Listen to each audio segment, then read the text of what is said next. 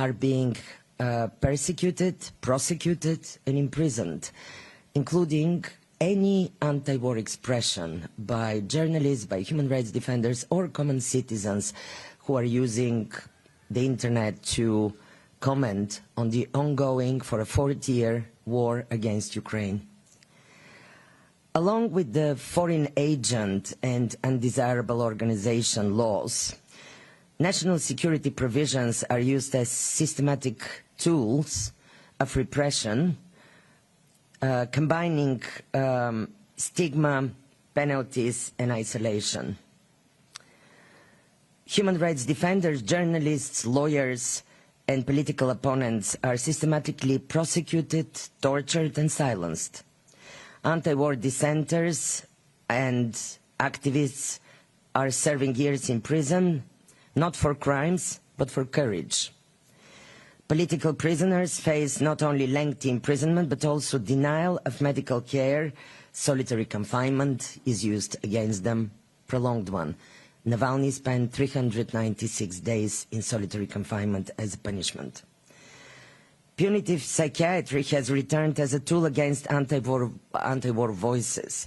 51 people forcibly subjected to psychiatric measures for their activism since 2022. Journalist Maria Ponomarenko, for example, was ordered to undergo compulsory psychiatric treatment for maintaining her anti-war stance even in prison. Crushing civil society and journalism continues and escalating. 1,040 individuals and organizations are now labeled as foreign agents, stripped of income, banned from providing education, and isolated. 245 organizations have been banned as undesirable, including the indigenous fund Batani, punished for engaging with UN mechanisms in reprisals against Russian civil society for engaging with the human rights mechanisms of the UN. Russia is the 3rd largest jailer of journalists worldwide. 50 are currently behind bars, some on espionage and treason charges.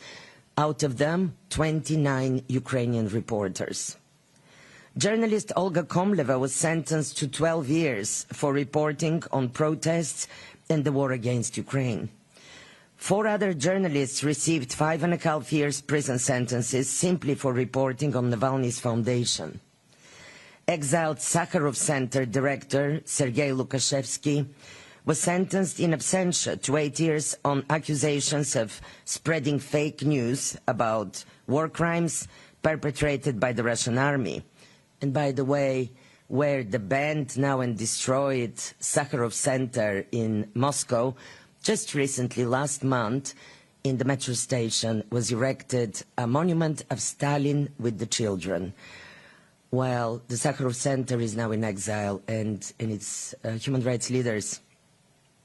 Historian Yuri Dmitriev is serving 15 years while denied cancer treatment in detention, his health rapidly deteriorating, and this is the person who exposed one of the mass graves of the Stalinist repression, and then he received 15 years imprisonment for that. Because now the historical memory is being attacked by the government while distorting the historical truth about Stalinist and Soviet-era crimes, rewriting history. Extremism, terrorism-related charges, and nationalism is weaponized. Over 150 children are now branded extremists or terrorists, some tortured into confessions. Human rights defender Sergei Davidis was sentenced in absentia on accusations of justifying terrorism, following memorial recognizing detained Ukrainian Azov battalion members as political prisoners, just as a punishment. 85-year-old human rights defender Mark Cooperman was convicted of accusations of inciting terrorism and fined 500,000 rubles for his anti-war views and human rights work.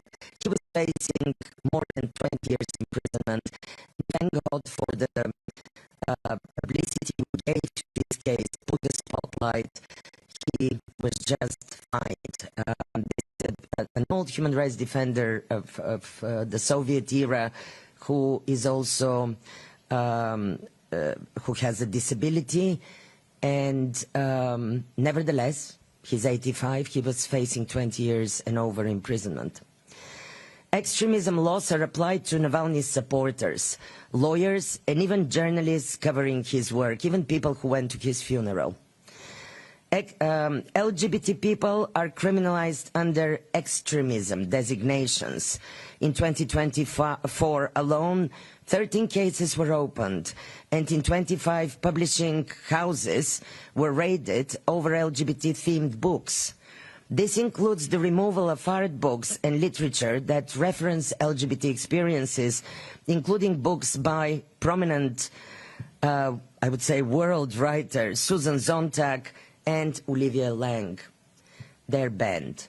State-sponsored nationalism fuels discrimination and violence against women, LGBT communities, indigenous peoples, migrants, and minorities. And now, counter-terrorism and extremism laws are abused to punish speech, not danger. Former Deputy Alexei Gorinov's sentence for justifying terrorism was upheld in 25 for condemning the killing of Ukrainian children. Novelist Boris Akunin, who is present with us today in Geneva, and you will hear from several of these people at the special side event. Poland and Benelux and 39 other member states are holding at 1 o'clock, between 1 and 3 today at room 11. So Boris Akunin will be there, along with Nobel Prize laureate for literature, writer Svetlana Alexievich, whose books are banned from the school curriculum in Russia, and 2 journalists. One is Russian, Alsu Kurmasheva, who spent 9 months in detention. She was only released last August in the unprecedented prisoner swap. And a Ukrainian journalist from Radio Free Europe from occupied Crimea, who spent 4 years in prison on fabricated charges of espionage after being tortured to confess. He's also here with us today, and this event will be kindly moderated by the BBC Geneva correspondent Imogen Folks. So please come. It's open to journalists. Lawyers defending opposition figures are themselves prosecuted and imprisoned. 3 of Navalny's lawyers were sentenced on extremism-related charges in January 2025.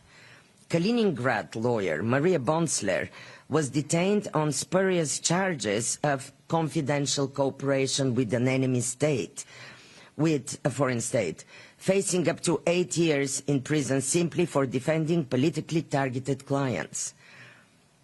The Russian ministry, and now about the war and the aggression abroad. As you know, I have always, from the very beginning of this mandate, stressed that there is inseparable link between the repression inside Russia and the aggression abroad, the ongoing war against Ukraine. These are 2 processes that are intimately connected.